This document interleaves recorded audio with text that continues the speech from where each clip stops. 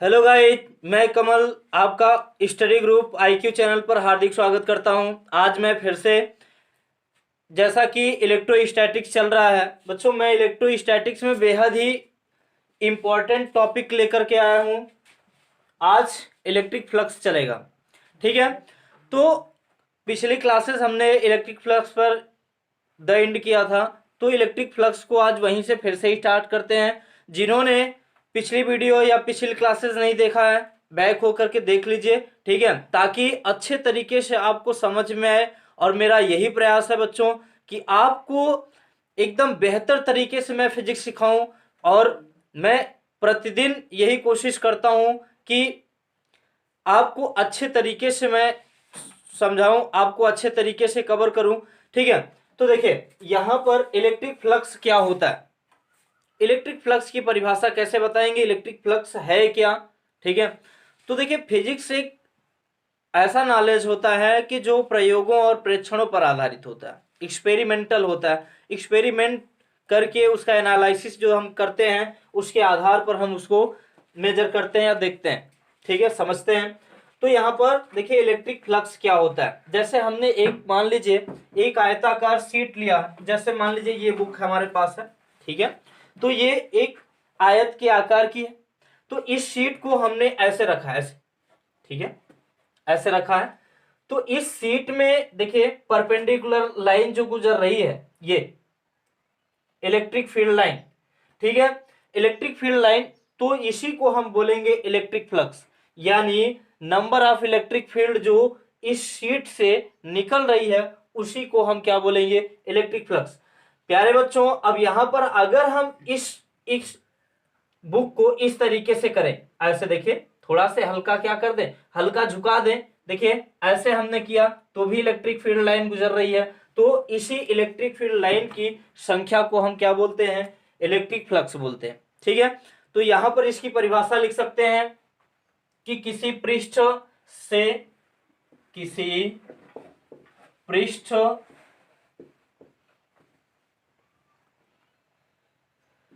के लंबवत लंबवत गुजरने वाली, किसी पृष्ठ के लंबवत गुजरने वाली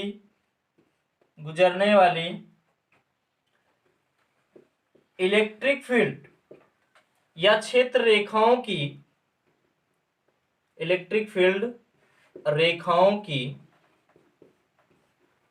संख्या को इलेक्ट्रिक फ्लक्स कहते हैं। अब यहां पर बच्चों देखिए कि इलेक्ट्रिक फ्लक्स क्या होता है। अगर कोई पृष्ठ हमने लिया तो उस पृष्ठ से गुजरने वाली फ्लक्स रेखा, यानी उस पृष्ठ से गुजरने वाली इलेक्ट्रिक फील्ड लाइन की संख्या को ही हम क्या बोलते हैं, इलेक्ट्रिक फ्लक्स बोलते हैं। अब देखिए अगर बात करें यहां पर, तो जितनी फील्ड रेखाएं, जितनी क्षेत्र रेखाएं इस पृष्ठ से होकर के गुजर रही थी, उतनी क्षेत्र रेखाएं इस पृष्ठ से भी होकर के पास हो रही हैं, गुजर रही हैं। तो अगर हम इसको इंग्लिश में कहें तो किसी पर्टिकुलर एरिया को जो इलेक्ट्रिक फील्ड लाइन क्रॉस करती हैं, किसी पर्टिकुलर एरिया को जो इलेक्ट्रिक फील्ड लाइन क्रॉस करती हैं, उसी को हम क्या बोलते हैं, इलेक्ट्रिक फ्लक्स बोलते हैं, ठीक है। अब आगे बढ़ते हैं। देखिए गाइज, यहां पर this this definition is mathematical definition. करने का मतलब है कि यह जो प्रोसेस है एक मैथमेटिकल प्रोसेस है। कहने का मतलब फाई इक्वल टू क्या होता है, ई इंटू ए। तो यहां पर बात करें कि ई क्या है, तो इलेक्ट्रिक फील्ड, और ए क्या है, एरिया वेक्टर। तो किसी भी पृष्ठ का जो एरिया होता है उसको हम ए से डिनोट करते हैं। तो यहां पर देखिए इसको हम लिख सकते हैं phi equal to E into A. अगर यहां से इसका मैग्नीट्यूड निकालें तो ई ए कॉस थीटा होगा। देखिए 11th में आपने पढ़ा है कि साइन कॉस के जो होते हैं दो कंपोनेंट्स होते हैं। तो क्षैतिज में अगर यहाँ पर हम डॉट मल्टीपल निकालते हैं तो कॉस थीटा आएगा, क्रॉस मल्टीपल निकालते हैं तो साइन थीटा आता है। तो अब देखिए यहां से एरिया वेक्टर जो है, अब एरिया वेक्टर क्या होता है जरा समझते हैं। एरिया वेक्टर का मतलब है कि अगर कोई शीट है या कोई पार्ट है तो उसके परपेंडिकुलर उसका एरिया होता है। तो एरिया वेक्टर जो होता है, जैसे मान लीजिए यहाँ पर ये कोई बुक है, ठीक है, तो इसका एरिया वेक्टर की बात करें तो इसके कहाँ होगा, परपेंडिकुलर होगा, तो इसका एरिया वेक्टर ये है इसके परपेंडिकुलर, ठीक है। तो यहां पर हम बात करें कि इसके मैग्नीट्यूड की, तो इसका मैग्नीट्यूड क्या होता है, मैग्नीट्यूड, इसका मैग्नीट्यूड होगा A equal to A into N cap, N cap जहां यूनिट वेक्टर होता है, ठीक है, यूनिट वेक्टर होता है। अब यहां से फ्लक्स डिपेंड्स ऑन, किन किन बातों पर फ्लक्स निर्भर होता है, किन किन बातों पर निर्भर करता है, ये यहां पर हम देखेंगे। तो इलेक्ट्रिक फील्ड देखिए, इलेक्ट्रिक फील्ड यहां पर अगर हम कोई एरिया लें इस तरीके से, ये देखिए यहां पर 3 इलेक्ट्रिक फील्ड लाइन गुजर रही हैं और यहां पर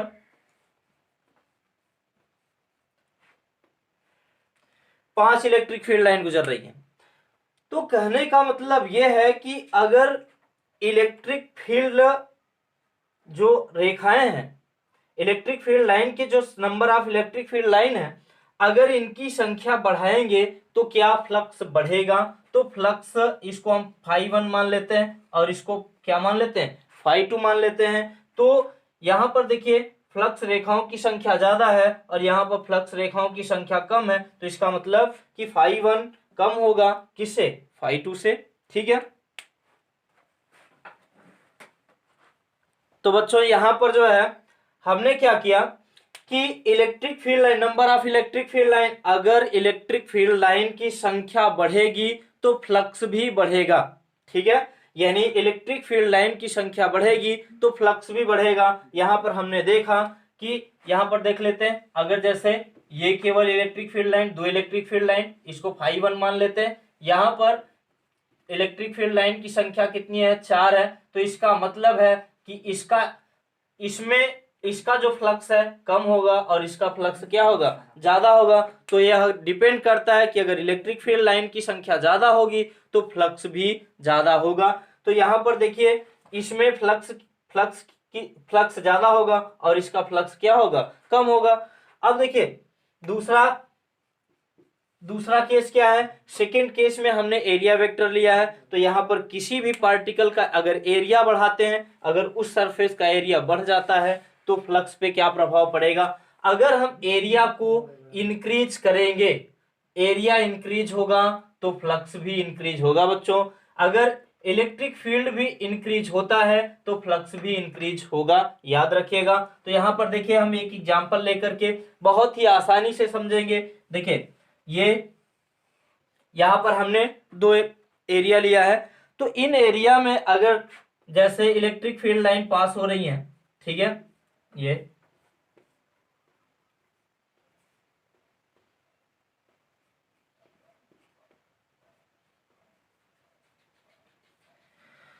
तो इसमें अगर किसी भी सरफेस का एरिया बढ़ जाता है तो वह डिपेंड करेगा किस पे, कि उसका फ्लक्स भी क्या होगा, बढ़ेगा बच्चों, समझ में आया, ठीक है। देखिए अगर हम किसी भी एरिया को बढ़ाएंगे, किसी भी पृष्ठ का एरिया अगर हम बढ़ाते हैं तो उसमें फ्लक्स क्या हो जाता है, बढ़ जाता है। अगर उसका एरिया बढ़ेगा तो फ्लक्स भी बढ़ेगा। इस फार्मूले पर भी आप समझ सकते हैं, यहां पर हमने दिखा भी दिया। अब ये क्या है, ये क्या है बच्चों, थीटा। थीटा जो है थीटा ये एरिया वेक्टर और इलेक्ट्रिक फील्ड के बीच का एंगल होता है। ये देखें हमने दिखाया यहाँ पे किसके बीच का, इलेक्ट्रिक फील्ड और एरिया के बीच का एंगल होता है थीटा, ठीक है।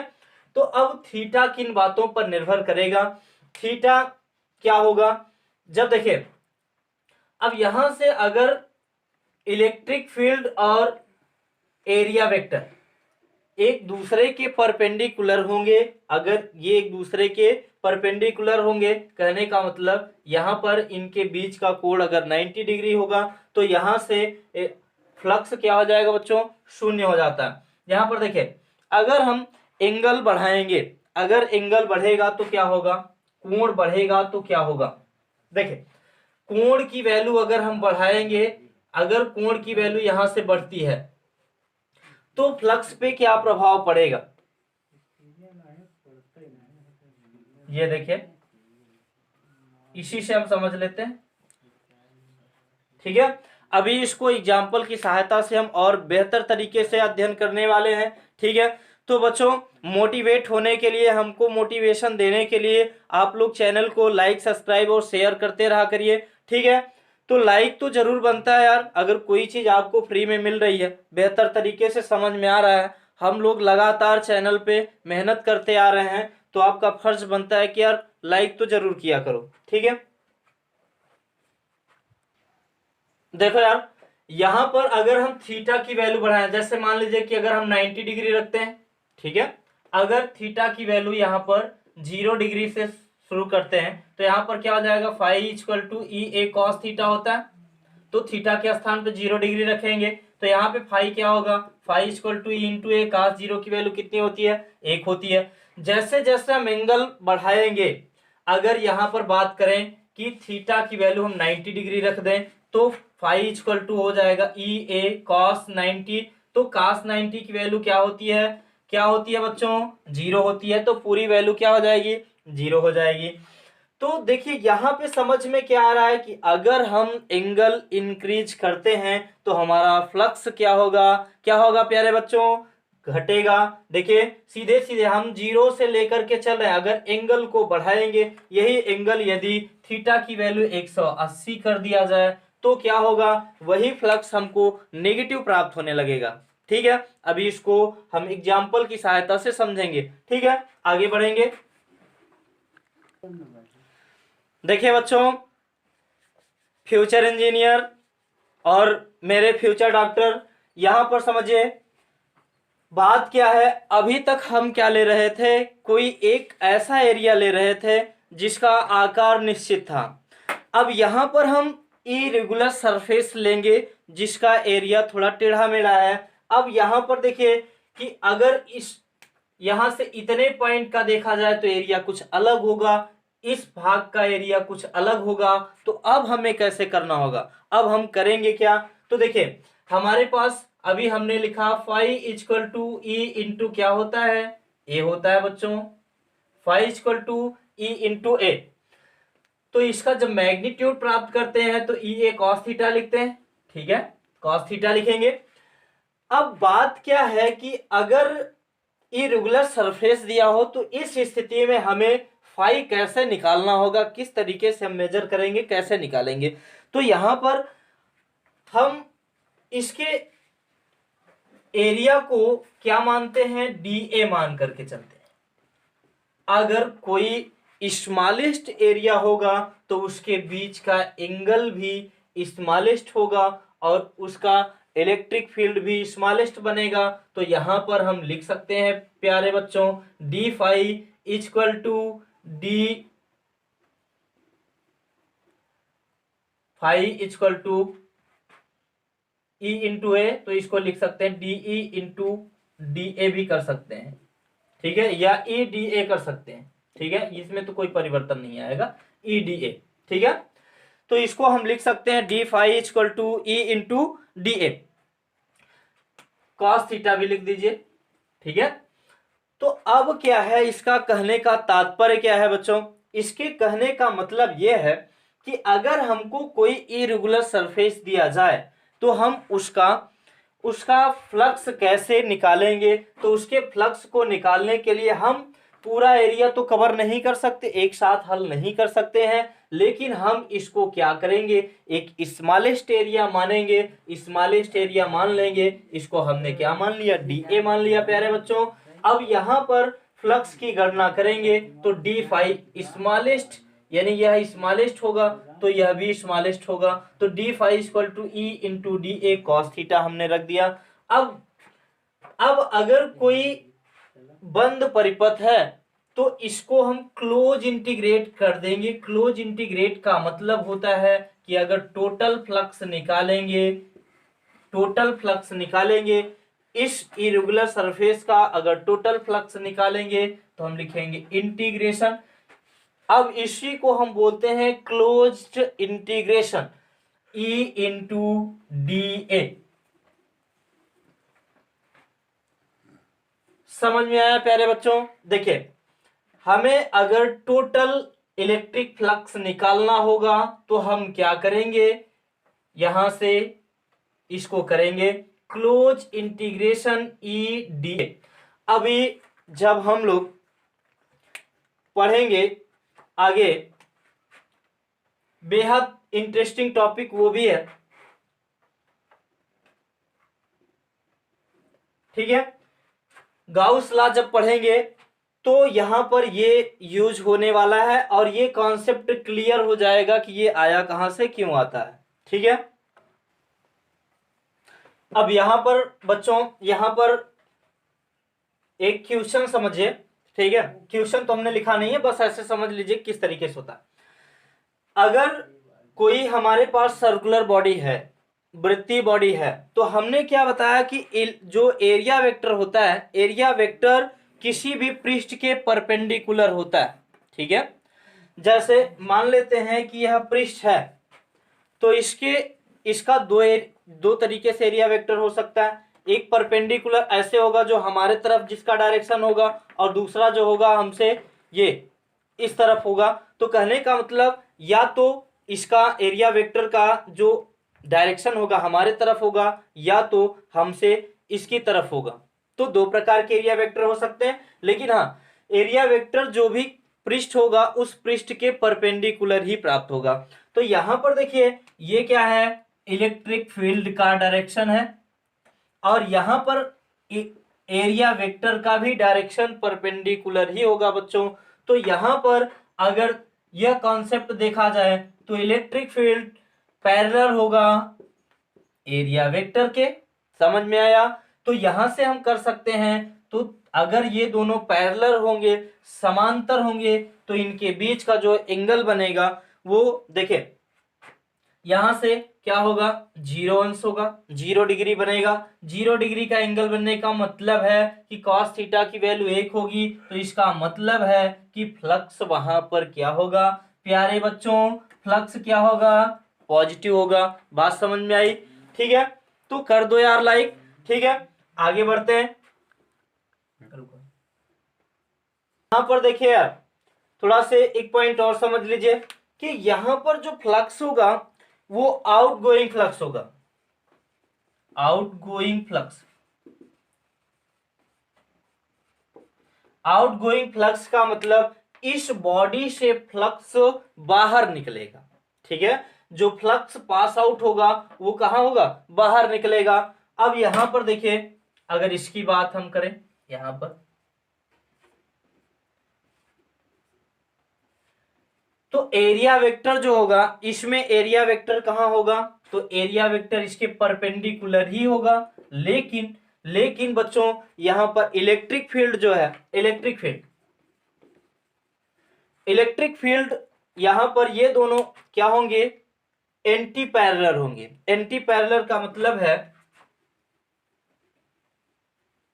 इनके बीच का जो एंगल बनेगा वो कितना बनेगा, 180। एंटी पैरेलल का मतलब इस तरीके से, इलेक्ट्रिक फील्ड का डायरेक्शन उधर है तो एरिया वेक्टर का डायरेक्शन इधर है, तो इनके बीच का एंगल जो बनेगा 180 बनेगा। तो अब देखिए बच्चों, अब देखिए यहां पर phi equal to E into A cos theta होगा कि नहीं होगा, तो phi equal to E A cos 180 अंश की वैल्यू कितनी होगी, -1 होती है। तो फाई क्या होगा, हमको नेगेटिव प्राप्त होगा। समझ में आया?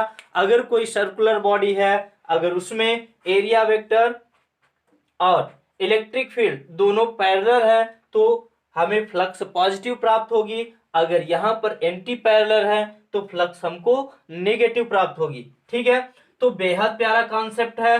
ठीक है, देखिए बच्चों, यहां पर अगर कॉन्सेप्ट की बात करें तो भले ही थोड़ा से कॉन्सेप्ट हाई लेवल का है, लेकिन कुछ भी नहीं है। अगर अच्छे तरीके से स्टडी करेंगे तो आपको ये सब कॉन्सेप्ट काफी आगे तक ले जाने की कोशिश करेंगे। ठीक है। तो यहां पर यह जो होगा, तो इसमें जो फ्लक्स है क्या होगा, फ्लक्स इसमें क्या होगा, उसमें आउटगोइंग था और इसमें क्या होगा, कमिंग, कमिंग फ्लक्स प्राप्त होगा। कहने का मतलब है कि इस बॉडी में जो फ्लक्स आएगा बाहर से अंदर की ओर, यानी इसमें फ्लक्स अंदर की ओर प्रवेश करेगा। देखिए बच्चों, यहां पर मैं एक एग्जाम्पल लेकर आया हूं। एग्जाम्पल बेहद ही सरल है, थोड़ा से यहां पर माइंड लगाने की आवश्यकता है। करा find flux of following electric field E not I cap through the आरसो। यहां पर कह रहा है कि हमें क्या प्राप्त करना है, इलेक्ट्रिक फ्लक्स ज्ञात करना है।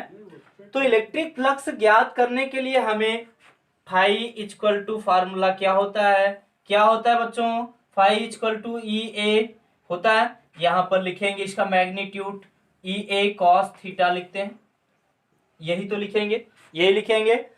अब देखिए ये कह रहा है कि ई की value E not I cap है, ठीक है। फाई इक्वल टू, इसको ई के स्थान पे हम क्या लिख देंगे, ई नॉट आई कैप, ठीक है। अब यहां पर इसका जो एरिया है, ठीक है, इसका एरिया हमको निकालना होगा और यहां पर cos थीटा की भी वैल्यू दिखनी होगी, ठीक है। तो अब बात करें कि इनमें इनका एंगल क्या होगा, तो यहां से आई कैप दिया है, तो आई कैप का मतलब है कि यह कहां होगा, इलेक्ट्रिक फील्ड कहां होगा, x अक्ष पे होगा, ठीक है।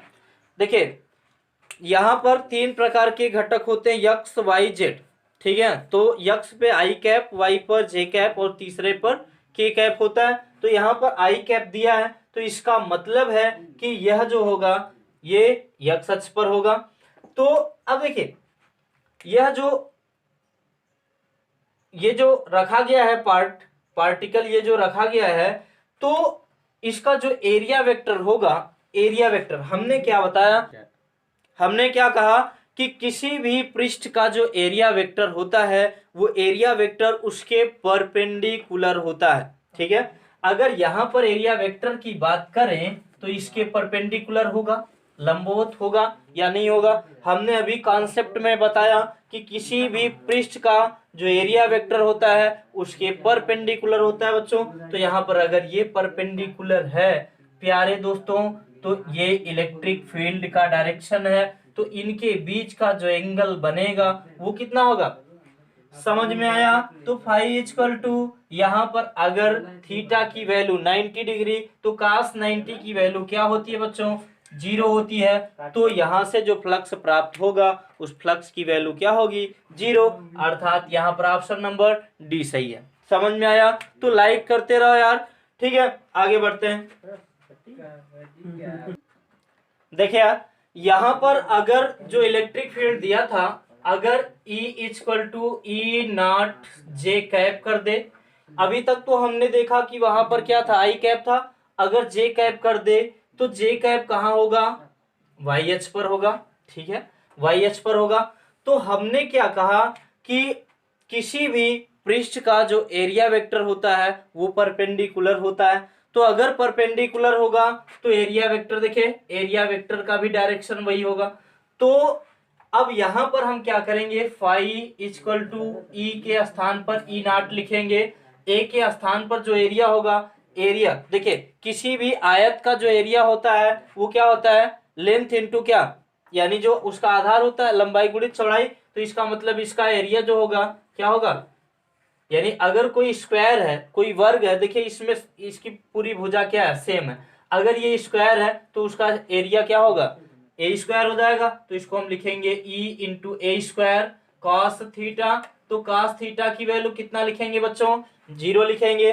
क्यों 0 लिखेंगे, क्योंकि एरिया वेक्टर और यहाँ पर जो ये जे कैप दिखा रहा है ये इलेक्ट्रिक फील्ड, दोनों का डायरेक्शन सेम है, दोनों परपेंडिकुलर है। तो इसका मतलब इनके बीच का जो एंगल होगा, देखिए इसी पर, यहीं पर, यहाँ पर, तो इसका जो एंगल होगा 0 होगा। तो हम लिख सकते हैं five equal to E naught A square into इसकी वैल्यू कितनी होगी 1, तो आ जाएगा 5 = E0 A²। बेहद सरल कॉन्सेप्ट है बच्चों। देखिए ये कॉन्सेप्ट जो है थोड़ा से हाई लेवल का है, क्योंकि देखिए इंटर में अभी से अगर आप इसको पढ़ते रहेंगे तो आपको धीरे धीरे एक्स्ट्रा नॉलेज हो जाएगा और आपको आगे चल करके बेहद अच्छे तरीके से फिजिक्स समझ में आएगी। तो अभी से धीरे धीरे करके इसका लेवल जो है आप अपने से हाई बनाइए। अगर हमारे साथ इसी तरीके से आप लगे रहेंगे, इसी तरीके से पढ़ते रहेंगे, तो मेरी गारंटी है कि मैं आपको ऊंचाइयों तक ले जाने की कोशिश करूंगा। ठीक है, धन्यवाद।